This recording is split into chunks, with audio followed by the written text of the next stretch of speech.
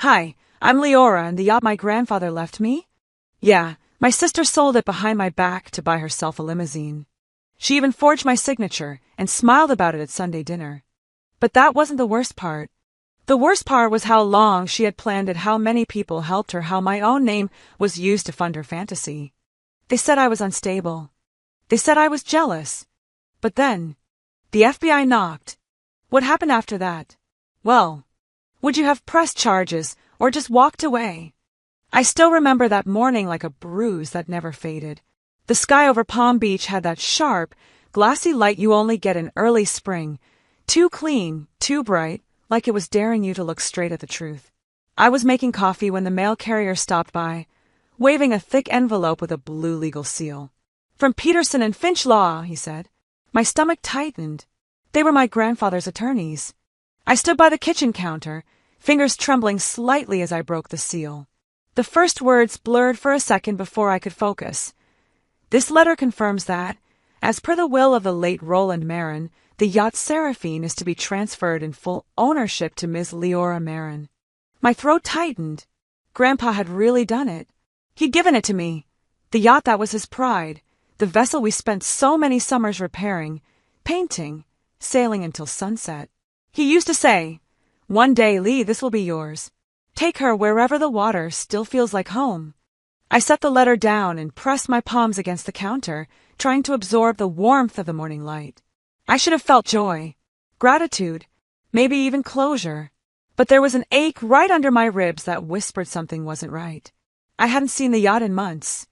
After the funeral last winter, everything in the family had become a tangle: documents, estate disputes, the usual polite cold wars that happen when money and grief share the same room.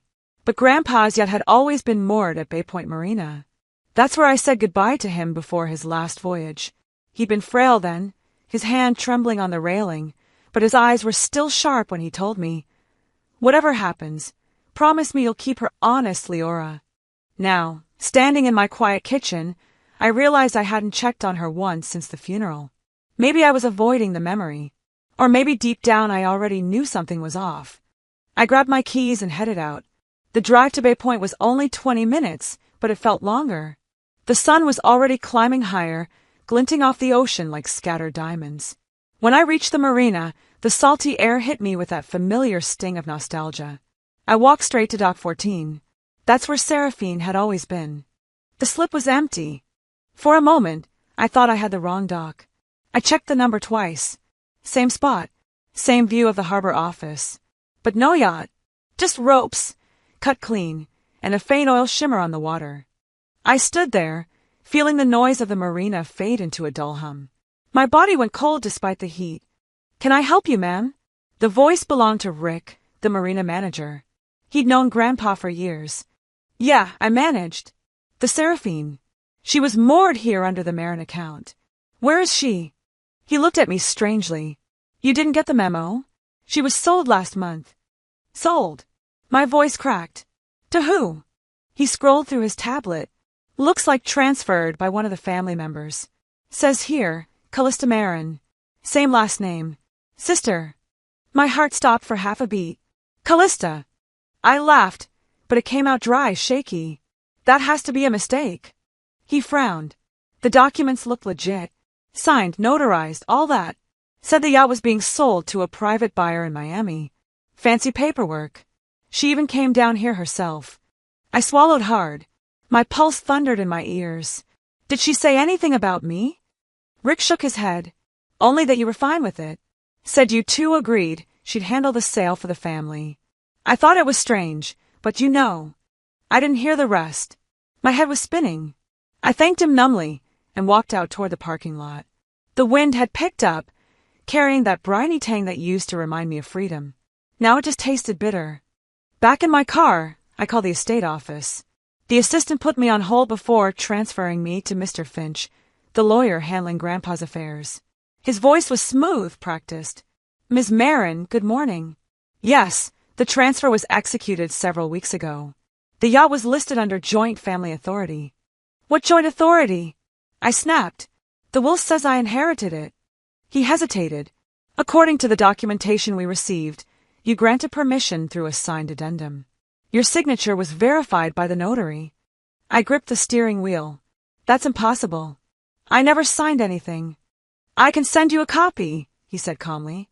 Do that, I said, hanging up before he could continue. It took 10 minutes for the PDF to hit my inbox. I opened it right there in the car. The signature looked just like mine, slanted, looping, even the faint underline I sometimes did when rushing. But it wasn't mine. My hands went cold. I stared at that forged name, that neat imitation of me, and realized my sister had done it again. It wasn't the first time. Growing up, Callista always had this way of taking what she wanted and convincing everyone it was her right. When we were kids, she claimed my drawings as hers. In college, she used my essays as inspiration. Even then, she knew how to twist truth into something pretty and sellable. And now she'd stolen the last piece of Grandpa I had left. I sat there for a long time, the car engine idling. The marina glimmered through the windshield, all blue and bright and cruelly peaceful. She didn't just sell a boat, I whispered to no one. She sold us goodbye. The thought hit so hard it almost took the air from my lungs. Grandpa's yacht wasn't just a piece of property, it was his legacy. Every bit of wood and brass held stories. I could still hear him laughing on deck, teaching me how to tie knots, how to read the wind. You don't fight the current, he'd say. You ride it smart. I shut my eyes, clutching the steering wheel, and something inside me hardened. This wasn't just a family squabble. This was theft, betrayal, and not the kind you let slide for the sake of peace. When I finally drove home, the sun was dipping low, turning the water into liquid fire. I parked by the curb and sat there, watching the light fade from gold to gray. The phone on the passenger seat buzzed, a text from Callista. Hope you're not too upset, sis. It's just a boat. Besides, you wouldn't have used it anyway. I read it twice, the words slicing through whatever calm I had left. It wasn't just a boat. It was a promise. It was love made tangible. It was mine. That night, I barely slept. I replayed every word of Grandpa's will, every detail of that fake signature. Anger pulsed in my veins like electricity. Somewhere between midnight and dawn, I made myself a vow. I'd find out exactly how deep her deception went, and this time, she wouldn't talk her way out of it. The next evening came like a wave that refused to settle. I had spent the whole day replaying Callista's text, reading it until the words stopped meaning anything. I made dinner, half-heartedly cleaned the kitchen, and still found myself glancing toward the phone every few minutes. By nightfall, the house felt unbearably silent. I turned on the TV for background noise, but even that couldn't fill the space. So I did what people do when they're restless. I picked up my phone and started scrolling. At first, I wasn't looking for her. I just wanted distraction. News headlines, a few photos from college friends, videos of people cooking. Then, suddenly, her name appeared on my feed, Callista Marin. Verified, of course. My chest tightened. I clicked on her profile. The newest post was only an hour old.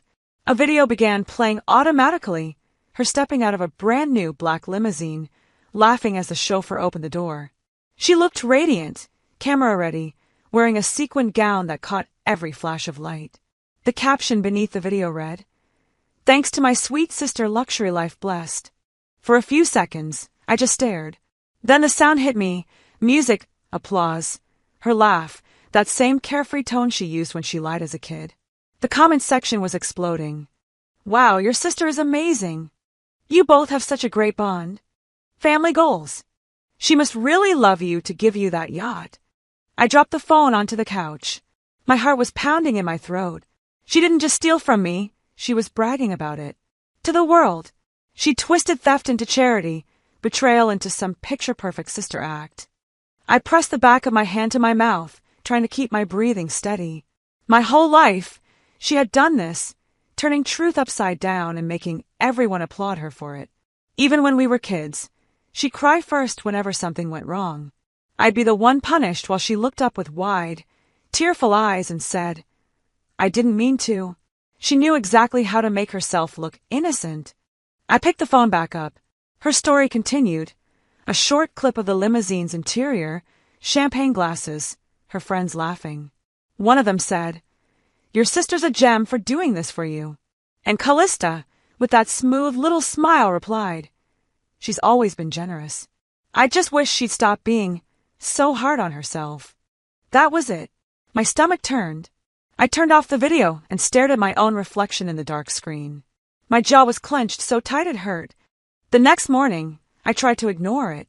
I went for a walk around the neighborhood, bought coffee, told myself I wouldn't give her the satisfaction of a reaction. But anger doesn't just go away. It lingers like humidity in the air, waiting for a spark. By noon, I was sitting in the small diner near the marina when an old family friend, Mrs. Reynolds, waved me over. She'd known us since childhood, always cheerful, always talkative. "Oh, Leora," she said brightly. "I just saw Callista's video. What a lovely gesture, gifting her the yacht like that. You must be so proud." I froze. My fork clinked against the plate. "What did you say?" Mrs. Reynolds blinked. "Well, she said it was your idea. You wanted her to have it, you know, since you weren't using it anymore. Such a kind thing to do." I forced a smile that felt like glass cracking. "Right," I said quietly. "So kind." She kept talking about how happy she was to see our family getting along, how rare it was for sisters to be so close. I nodded through all of it, feeling every word scrape against my skin. By the time she left, my food had gone cold. When I got home, I shut the door and leaned against it for a moment. The house felt too small for all the noise in my head. I walked to the living room, pulled out the old family album from the shelf, and sat down on the rug. The photos were faded. Birthdays, graduations, family trips. In almost every picture, Callista was in front, smiling like she just won something. I was always in the background, half a step behind, half a smile short. I remembered Grandpa standing between us once, his arm around both our shoulders, saying, "You two are my greatest treasures. Promise me you'll take care of each other." I wondered if he'd still say that now. As I flipped through the pages, I came across a photo from our last summer on the yacht. Grandpa was sitting at the helm, Callista lounging beside him, and me behind the camera. I could still hear her voice that day. "You should take the picture, Lee. You're better behind the scenes anyway."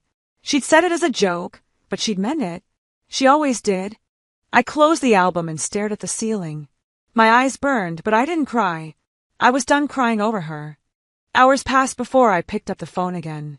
It was already dark outside, the kind of quiet night that makes every small sound echo. I opened Instagram once more, pressed play on her video, and this time I watched differently. Not as the hurt little sister, but as someone gathering evidence. She was stepping out of the limo again, that same smirk on her face. The camera panned down briefly, and that's when I saw it. The license plate.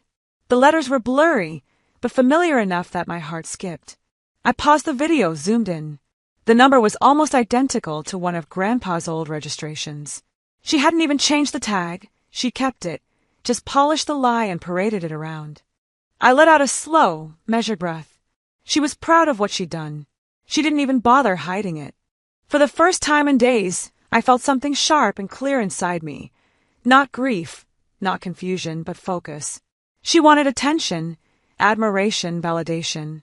I could use that. I sat back in the chair, fingers tapping against my leg, thinking through the next move. Confronting her outright would only give her another scene to twist. No, not this time. I'd let her think she'd won. I'd let her play her little social game.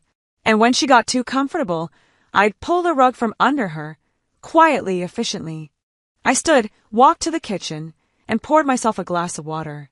The reflection in the window looked different now. I didn't see the tired, heartbroken woman from last night. I saw someone sharpening her resolve. I whispered to myself, "This isn't over." Because it wasn't. It was just beginning. And if Callista wanted to turn my life into her stage, then she was about to learn what happens when the lights go out. This was war. Not loud. Not messy, but precise. I opened my eyes to darkness, heart pounding like it hadn't stopped beating since the night before. I had barely slept, tossing in a haze between dreams of saltwater waves and fragmented nightmares, where I was screaming into a phone that never rang back. The vow I had made in that hushed midnight moment still echoed in my chest. I wouldn't let this go. I couldn't. The morning came hesitantly, its light soft and gray, like the world was unsure whether to wake up at all. I rose, dressed quickly, and grabbed my phone with the PDF attachment Mr. Finch had sent. It was the alleged bill of sale for Grandpa's yacht, the Seraphine. I hadn't dared open it yet. I needed to see the real thing with my own eyes, to make it tangible. The drive to the Palm Beach County Clerk's office stretched unbearably long, each traffic light a deliberate stall, every red signal a test of my resolve. My fingers clenched the steering wheel tighter with every block. By the time I pulled into the parking lot, the sun was climbing fast and bright, casting long golden rays across the building's tiled roof and glass windows. Dust swirled lazily inside as people moved about their quiet errands. Inside, the clerk's office buzzed with low chatter and the hum of overhead fluorescent lights. I stood in line behind a woman applying for a business license and a man arguing over a fishing permit. My nerves prickled under my skin, palms slick. When it was my turn, I approached the counter and asked for the transaction history tied to the yacht named Seraphine. The woman behind the desk offered a polite nod and handed the request to the record retrieval section. 15 long minutes later, she returned with a stapled packet and slid it across the counter. The top page read, Bill of Sale / Transfer Documents, Seraphine. I stepped aside and opened it slowly. There it was. My name. My supposed signature, Leora Marin. Listed as the seller. The date of sale marked just a few weeks before the yacht vanished from its marina slip. It was all official. All legal looking. All wrong. I stared at the signature. It looked like mine, but only at a glance. The loops were too precise, too consistent, almost robotic. The natural slant I had in my writing wasn't there. The flourish on the L felt like a mockery. My stomach dropped. I stood frozen in the quiet hum of the office, the document trembling slightly in my hand. The floor beneath me felt distant, like my feet couldn't quite anchor me. I wasn't just angry, I was violated. Someone had stolen not just the yacht, but my identity, my name, my trust. I rushed outside, barely remembering how I got to the car. Once inside, I clutched the packet to my chest, trying to breathe. I reached for my phone and called the one person who might be able to help me understand what I was looking at, Devin Hartley, a forensic handwriting analyst I had befriended during undergrad. He was sharp, discreet, and above all, he believed in justice. He picked up quickly. Leora, is everything okay? No, not even close, I said, swallowing the lump in my throat. Devin, I think someone forged my signature to steal the Seraphine. I need your help. I have a PDF of the bill of sale. It looks off. His voice shifted instantly, serious and steady. Send it to me now. High-res scan. I'll compare it to samples of your writing. Give me an hour. I found a cafe down the street and parked outside. From my phone, I forwarded the PDF. Then I waited, fingers drumming against the steering wheel as panic tried to claw its way into my throat. My thoughts spiraled. I remembered one night in college. Callista had joked about how similar our writing was. She asked to borrow my notes once and said, "It's almost scary how alike we write. I could probably fake being you for a day." I laughed back then. It felt harmless. Now, it felt like a red flag I should have seen waving years ago. 45 minutes later, Devin called back. "It's a forgery," he said flatly. "A careful one, but not professional. Whoever did this was trying hard to mimic you, but they missed critical details. The loop on your R curves differently. The spacing is off. The signature on the bill of sale is too rigid, like it was drawn, not written." The words hit me like a punch. I let my head fall back against the car seat, heart thudding. This wasn't a misunderstanding. It wasn't carelessness. It was calculated, deliberate. I didn't move for a long while. The cafe's outdoor seating area bustled with morning energy, laughter, coffee cups clinking, but all of it was muffled through the fog in my mind. My gaze locked onto the packet in my lap. My name had been weaponized against me. Eventually, I drove home. The streets blurred past, a world moving too fast around someone whose life had just been upended. Back at the house, I stood in the foyer for a long moment. The twilight poured in through the high windows, bathing the space in moody blue light. I considered telling my mother, but I hesitated. She'd been distant lately, cordial, but wary, as if afraid of choosing sides. I couldn't afford to bring her into this without knowing where she stood. And Callista! The mere thought of confronting her now made my skin bristle. I needed undeniable proof that even she couldn't twist into a sob story. I went to my study, locked the door, and laid everything out. The will, old letters from Grandpa, birthday cards he'd signed, even my driver's license for signature comparison. Then, the forged document. I studied each line, each pen stroke, like a detective at a murder scene. And in a way, it was a crime scene. Not of blood, but of trust, of inheritance, of identity. I spotted it all now, tiny differences. Inconsistencies no casual observer would catch, but that screamed out once you knew. Hours passed. I sat on the floor, documents spread around me like the remnants of a storm. At some point, tears began to fall, quiet, burning, but I didn't let them stop me. I wiped them away with the back of my hand. That night, a colder realization took root. If Callista was willing to forge my name, what else was she capable of? I stared at the paper with her false truth and thought, this wasn't just about a yacht. This was about everything Grandpa meant to me, and everything Callista was willing to destroy to take it. This wasn't over. It had only just begun. I stepped out of the study into the hushed hallway, the forged documents folded tightly in my jacket pocket. They felt heavier than they should. Paper and ink, yes, but also betrayal, theft, and the weight of everything I wasn't supposed to know. The house was unnaturally quiet for early evening. Not peaceful, but hollow, like something essential had been drained from the walls. The faint hum of the refrigerator down the hall only made the stillness more pronounced. Somehow, silence after betrayal always feels louder. I paused by the large bay window in the sitting room. Outside, the sky melted into hues of lavender and fire orange, the sun making its slow descent over the water. The dock was empty. Grandpa's yacht, my yacht, was gone. Just a sliver of water shimmered where it used to float, like it had never belonged to me at all. I didn't realize how long I stood there, my fingers resting on the cold glass. When I finally blinked, dusk had darkened the room. I walked to the intercom and pressed the small silver button. "Mom, are you home?" I asked into the crackling static. No answer. Figures. I left a short message, not expecting a reply. "I'm heading out. Don't wait up." The drive to downtown West Palm took about 20 minutes, but it felt longer. The streets buzzed with the soft glow of early nightlife, couples strolling arm in arm, valet attendants in red jackets, a jazz quartet playing on a corner. I was surrounded by movement, but inside I was frozen.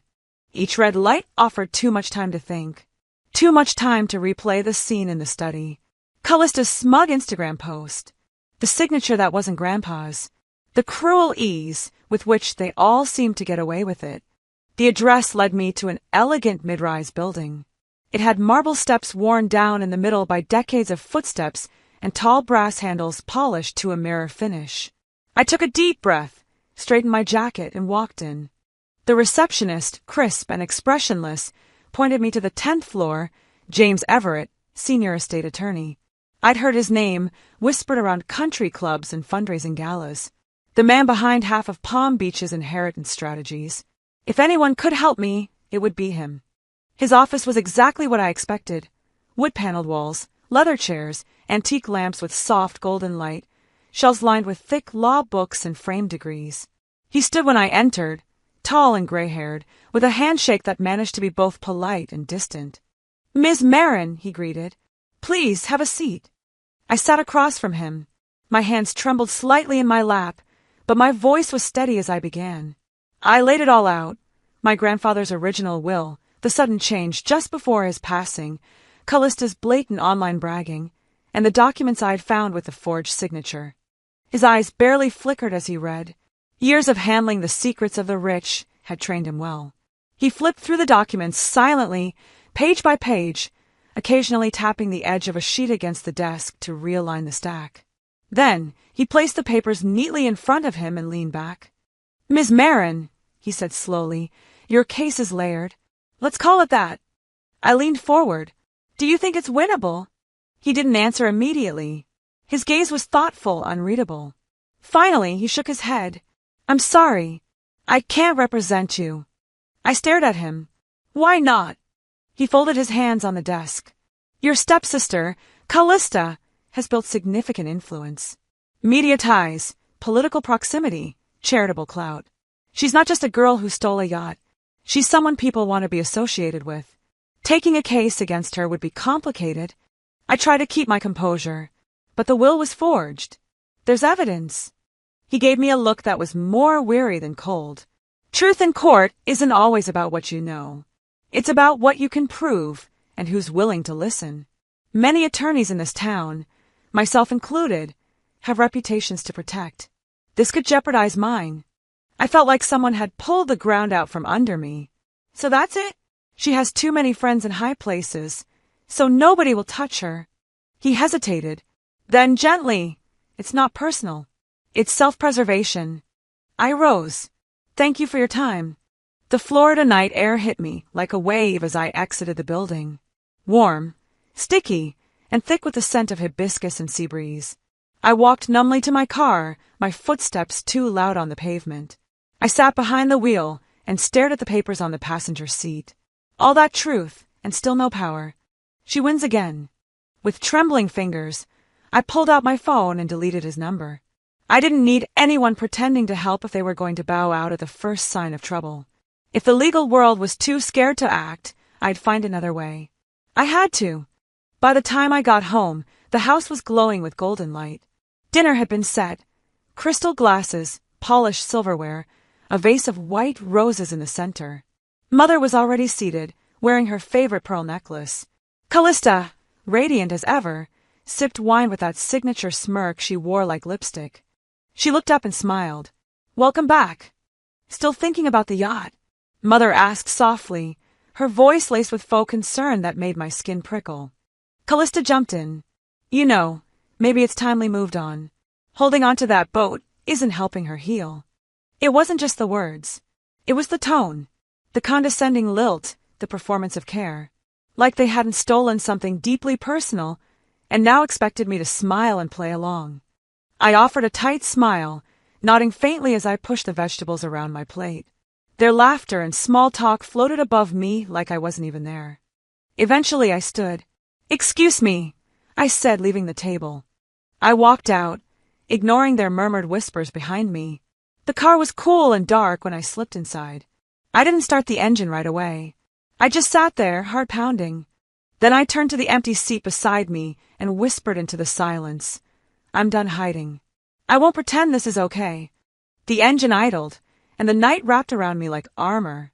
Whatever wall they had built around their lies, I was going to break through it, brick by brick. I left the dinner table before dessert, the metallic clatter of silverware and shallow laughter fading behind me like the closing scene of a play I no longer wished to be part of. My plate sat half full, the food cold and untouched, but it wasn't hunger that drove me away. It was instinct. The tension in the house had become unbearable, stretched tight like a wire ready to snap. Every word exchanged was a performance. Every smile forced. I couldn't breathe in that house anymore, not with Callista casting her net of lies, and everyone pretending not to notice. I slipped out the back door without a word, letting it click shut behind me. The Florida night was thick with humidity, the air holding the scent of salt and manicured jasmine. Palm Beach, with all its perfection, suddenly felt suffocating. I walked briskly down the winding garden path toward my car, its headlights catching the glossy leaves and dark blooms like eyes watching from the shadows. I slid into the driver's seat, the leather cool against my back, and sat there motionless. My fingers pressed the forged documents hard against my thigh, the heat of my pulse thumping in my fingertips. I didn't have a plan. I didn't need one. I just drove, letting muscle memory guide me through the dim, familiar streets. I ended up at the old marina, Grandpa's sanctuary, a storage room near the far end, barely more than a shack, filled with his maps, nautical charts, service records, and dusty relics of a life spent planning, hiding, surviving. I unlocked the door. The air inside was stale and sharp, salt, old varnish, mildew. It hit me like a memory. One overhead bulb flickered to life when I tugged the cord. The place hadn't changed. Still cluttered, still quiet, still sacred. I went straight to the file cabinets. 4 rusted drawers I used to help Grandpa organize when I was a teenager. I rifled through folders labeled in his tight, slanted handwriting: insurance, yacht maintenance, investment letters. Finally, I found it. A thick brown envelope, creased with age, sealed with masking tape. Labeled, Roland Marin, Confidential. Inside, a few maps, some faded receipts, and a photo. Grandpa shaking hands with an older man I didn't recognize at first. Gray suit, no smile. But I knew the name, Frank Mathers. He'd come up in Grandpa's stories, more than once. "My friend Frank at the bureau," he'd say, usually while pouring himself a scotch, always with a shadow behind his words. I turned the photo over. A faint phone number was scribbled in Grandpa's hand, almost illegible but enough. My pulse jumped. I took pictures of everything with my phone, then tucked the envelope back exactly as I found it. By the time I stepped outside, the sky had turned a dark, velvety blue. The marina was asleep except for the hush of water and the occasional creak of boat ropes. Moonlight stretched across the water like silver threads. I stood there a moment, breathing in the night, trying to calm the storm inside me. Grandpa had left clues, breadcrumbs scattered just for me. Not for Callista, not for the lawyers, just me. The next morning, I sat in a vinyl booth at a small diner off Route 98, just outside West Palm. The kind of place where the coffee came fast and strong, and the regulars knew each other by name. The neon sign blinked open in tired green letters. I ordered a black coffee and waited. He walked in 10 minutes later. A man in his early 70s, hair trimmed close, eyes sharp and deliberate. He wore a weather jacket and carried a folded newspaper under one arm. He scanned the room once before settling across from me without a word. "You're Frank Mathers?" I asked softly. He gave a single nod. "You must be Leora. Your grandfather talked about you." He was a good man. Smart. Paranoid, but not without reason. For the next half hour we talked. Carefully at first, each of us feeling the other out like fencers. I told him what I'd found. He told me what he already suspected. Grandpa had confided in him during the final months, shared concerns about Callista's growing influence, her hunger, her willingness to cross lines. "He always thought she'd try to take what wasn't hers," Frank said, stirring his coffee slowly. "He warned me to be ready if you ever came looking." I sat back, trying to process it all. "So you knew about the trust?" He gave a small, knowing smile. "Not the details, but I know people. People who watch accounts. People who see the patterns."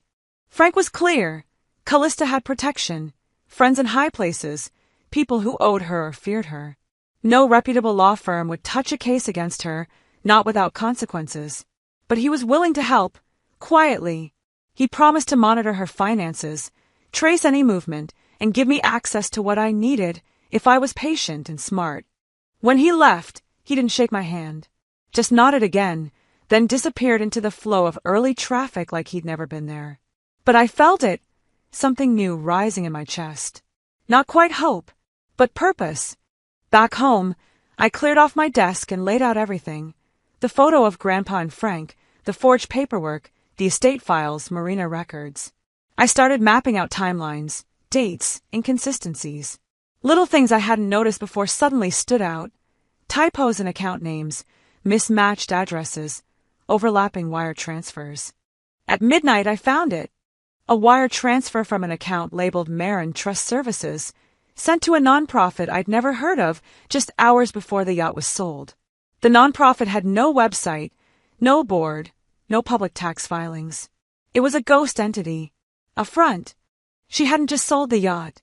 She'd laundered the money, quietly, efficiently, like someone who'd done it before. I sat back slowly, eyes stinging from hours of staring at the screen. A smile curled at the corner of my lips. Not happiness, but something colder. A sense of satisfaction. She had used my inheritance as the launch pad for her scheme. But Grandpa had known. He had prepared. For this. I turned off the lamp. My room fell into quiet darkness, but my mind stayed wide awake. The trap had claws now, and I was ready to tighten them. The last warning had been given. And now came the reckoning. It was a Thursday afternoon when the headline found me. I had just poured my second cup of black coffee, the bitter kind that keeps your senses sharp, and was staring at a financial spreadsheet I had practically memorized. I was in my home office, cluttered but quiet. The only sound was the soft hum of a ceiling fan and the distant bark of a neighbor's dog. And then the notification pinged. I glanced at my phone and froze. Local heiress hosts lavish gala on former Marin yacht. My thumb trembled as I tapped the article open. A full-color photo loaded first. Callista, my sister, draped in a silver sequin gown, her hair swept back in soft waves, flashing that calculated, insincere smile of hers. She stood at the bow of a yacht, my yacht, with city council members, donors, and socialites under a canopy of fairy lights. The gala, according to the article, was a charitable celebration funded by family donations. Family donations? That was a lie. A calculated, manipulative lie. The article danced around the origin of the vessel, vaguely calling it a repurposed family legacy item. No mention that it had once been named the Isadora, after our grandmother. No hint that it had been quietly sold while I was still sorting through probate paperwork, still grieving, still believing Grandpa's will was being honored. I swallowed hard and kept scrolling. A video autoplayed. Callista stepped out of a limousine, waving like royalty. She paused on the red carpet to pose beside a local news anchor. Something about the license plate snapped into focus. The letters were partially blurred, but I recognized the configuration. Grandpa had once owned that vanity plate.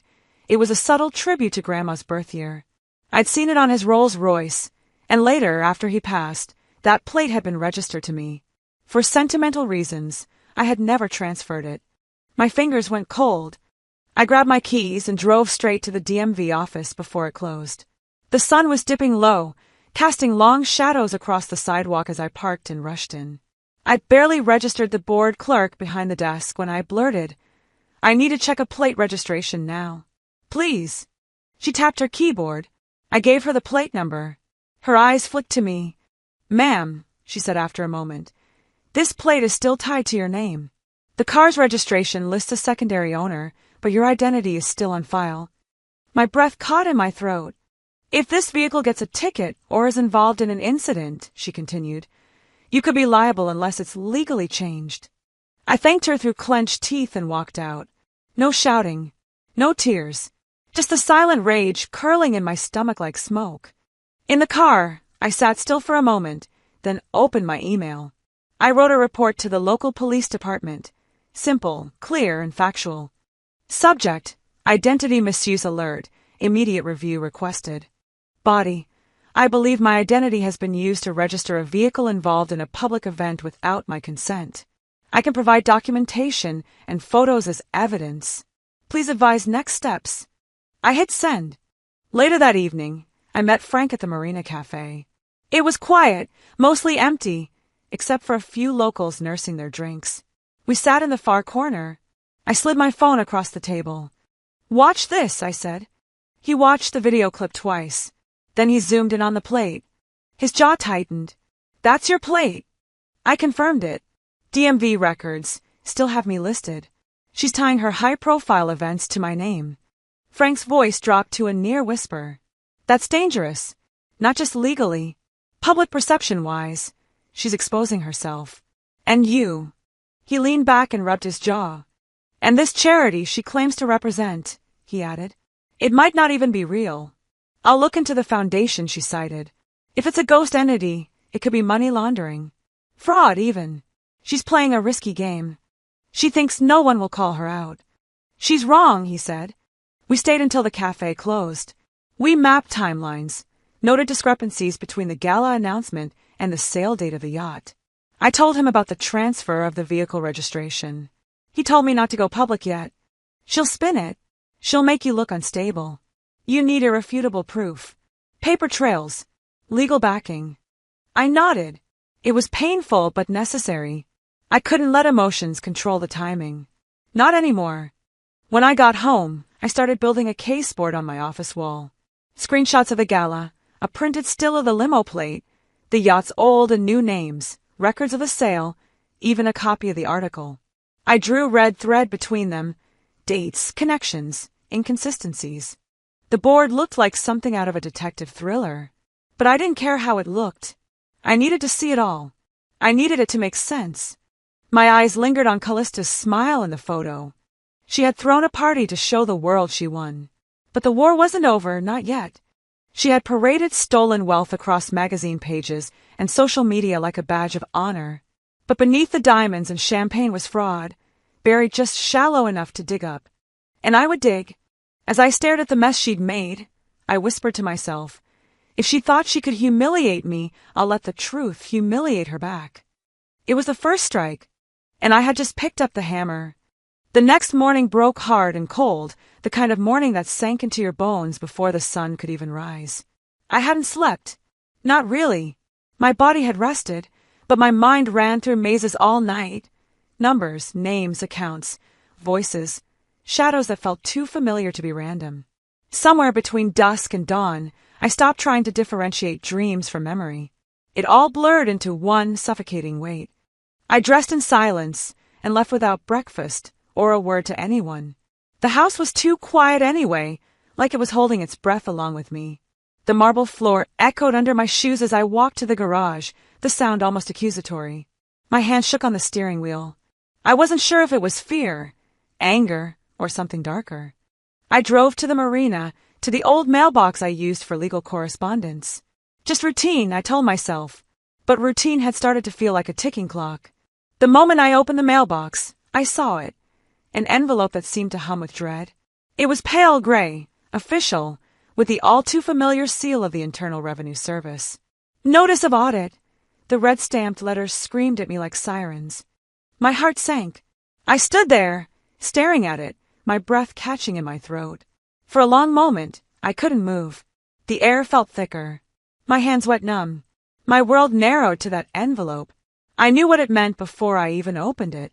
But knowing didn't soften the blow. Inside were multiple pages, copies of flagged transactions. The sale of the yacht, the luxury limousine registration. Bank transfers routed through what was now confirmed as a shell nonprofit. Every one of them neatly tied to my name, my social security number, my tax ID. It was all lined up like evidence in a trial already underway. And according to their notice, I wasn't just under review, I was the primary suspect. I stumbled back into my car and called Frank with shaking hands. He answered on the second ring, his voice low and clipped, already serious before I even said a word. I just saw it, he said. They're moving faster than I expected. It's no longer just whispers, Leora. You're at the center of the storm now. I didn't do this, I whispered. She used my name, my ID, my history. I believe you, Frank said without hesitation. But now we need to move. Fast. Gather every document, every file. Nothing verbal from now on. Everything needs to be paper trail proof. I'll contact some people. We need to keep your name clean. I nodded even though he couldn't see me. The city blurred past my window as I drove, his words echoing louder than the traffic. Somewhere deep inside me, something was unraveling. Old trust, old silence, old roles I had played without ever realizing how dangerous they'd become. Then came the explosion I hadn't expected, not from the IRS, but from Callista herself. By early afternoon, her team launched a full-scale media counterstrike. Her press conference was staged like a political campaign. Dozens of reporters gathered under an arch of white roses and golden lights outside a luxury hotel. She stood at a velvet podium, wearing cream cashmere, her hair pinned like she'd just stepped off a film set. There were practiced tears welling in her eyes. And then she spoke. It's with a heavy heart, she began, that I must address the baseless accusations circulating about my family and me. My sister has been struggling for years, with jealousy, with mental instability. I've done everything I could to protect her privacy, but now, with the scrutiny we're under, I must speak. Her voice cracked, perfectly timed. She portrayed herself as the loving sister forced to clean up behind her wayward sibling. She's resented me since we were children, Callista said, brushing away a tear. I never imagined she'd resort to framing me. I sat frozen in my car, parked on a side street a few blocks from my apartment, watching it unfold live on my phone. I couldn't move, couldn't scream, couldn't cry. She had rewritten the narrative. Again, I could feel it happening in real time, the public erasure of me. I became the unstable one, the bitter woman, the failed daughter. I recognized this playbook. She used it when we were kids, when she broke things and I was blamed. She used it when I dared to outshine her, and she stole the applause. It was all unfolding again, only now it wasn't just family, it was the nation watching. Frank messaged me again. FBI has opened a preliminary inquiry. This isn't just a civil audit now. They're taking it seriously. Might be subpoenas coming. Be ready. I read his words twice. The weight of them pressed down on me. A criminal investigation. A federal one. I needed air. I drove back to the marina, back to the slip where the Seraphine once rested. The boat was long gone now, but I stood there, looking out over the water that had once felt like home. The cold wind hit my face and cleared some of the fog from my mind. She thought she could take everything. Use my name, my history, my kindness, and then erase me entirely. But as I stood there, I realized something had shifted. Maybe Callista had stolen my name on the paperwork. Maybe she had the media wrapped around her manicured finger. But she no longer controlled me. Because now, people were watching. And even if they didn't believe me yet, someone would. The truth had cracks to slip through. The IRS, the FBI, the documents I kept, the voice I still had. And in that moment, I understood something Callista never did. She had crafted lies in public. But I had the truth, and it had just stepped into the spotlight. I stood at the dock until night wrapped its velvet cloak around the water, painting everything in deep indigo and silver reflections. The marina had emptied out, leaving behind the soft groan of wooden planks and the whisper of waves licking against hulls. A salt-sweet breeze drifted in, brushing strands of hair across my cheek, and I let it. The night was still, but my mind spun like the tide. Then came the buzz in my pocket. I pulled out my phone. A notification blinked. USB file received. Roland Marin confidential. My breath hitched. My grandfather. Even in death, he had found a way to speak. Back in my car, hands trembling, I plugged the drive into my laptop. One file sat on the screen like a beating heart. Its name sliced through my defenses. Play only when it hurts most. Love, G. I hesitated. Part of me wanted to wait, to hold off the storm I knew was coming. But something stronger, an ache, a craving for truth, won. I clicked play. The screen flickered, grainy and imperfect, as if time itself resisted being captured. There he was, Grandpa, sitting on the deck of Seraphine. He looked older than I remembered, the sun casting long shadows across his features. His hands rested on an old captain's hat, fingers curled over the brim with reverence. Leora, he began, his voice a low rumble, softened by age but sharp with purpose. If you're seeing this, then it means things have gone sideways. And I'm sorry for that. Sorry I wasn't around to stop it. I pressed my palm to the screen, swallowing the lump in my throat. That yacht, he said, wasn't just a gift. It was a legacy, a trust.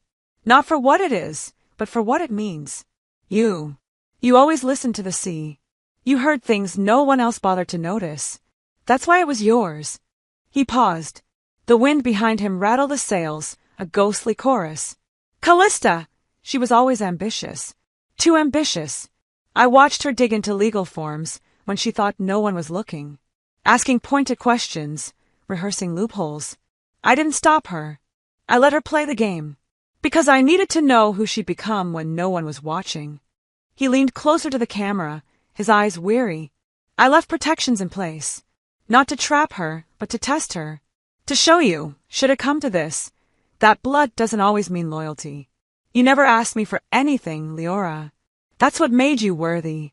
Not of a boat, of the truth. Tears slid down my face, warm and unrelenting.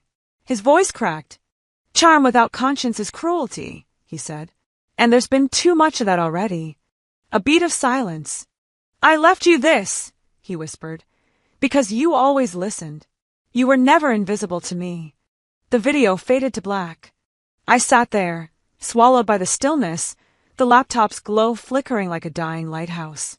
His words anchored me, gave shape to the storm that had been raging in my soul for months. I wasn't crazy. I wasn't imagining it. Someone had seen it, seen me all along. Before dawn broke, I took action. I uploaded the video to YouTube under the title, For Leora from G. I scanned the forged ownership documents Callista had filed, the gala article quoting her lavish purchase, and the DMV records showing the license plate registered in my name. I compiled them, formatted them neatly, attached timestamps and annotations. Then I sent it all, video and documents, to every news outlet I could think of, especially the ones that had swallowed her success story without blinking. I didn't sign my name. I didn't need to. The evidence spoke louder. Within minutes, the internet began to hum. Comments flooded in. She deserves the truth. This is heartbreaking. Callista fooled everyone. Not anymore. We stand with you, Leora. Thank you for being brave. I didn't respond. I watched. That evening, the final act began. I drove to Grand Harbor, where Callista's latest charity gala was unfolding beneath crystal chandeliers and stage smiles. A red carpet ribboned along the entry, lined with photographers and socialites. Expensive laughter floated above the crowd like perfume. This was her playground. She thrived in spotlight and spectacle. And I was done hiding in the shadows. Callista emerged from her limo in a gown that shimmered like deception. Her expression was sculpted, her steps calculated. Cameras clicked. Questions flew. She waved with practiced warmth. Then they arrived. Federal agents. 3 of them. Black suits, gold badges, grim expressions. The crowds was shifted in a heartbeat, from admiration to tension. A reporter gasped. Someone else dropped their glass. The agents walked straight to her. Callista's eyes widened. She took half a step back as one agent read her rights. The second handed over a warrant. The third turned toward the limo, my yacht money on wheels, and slapped on the impound notice. The plate number gleamed in the camera flashes, L10RA. I stood just beyond the carpet, still a stone. Our eyes met. Hers brimmed with something wild, fear, disbelief, maybe even recognition. She opened her mouth, desperate to spin one final illusion. She's unstable. Callista cried, her voice shrill. She's always been jealous. This is revenge, twisted revenge. I did it out of love. The crowd shifted, uneasy now. A voice behind me murmured, there she goes again. Frank's text buzzed in. You did this. She can't hide now. I didn't flinch. I let them lead her away. Callista Marin, queen of the gala, arrested in full view of the kingdom she thought she ruled. Later that night, I sat in my apartment, wrapped in a blanket, phone in hand. New messages blinked across the screen. Justice.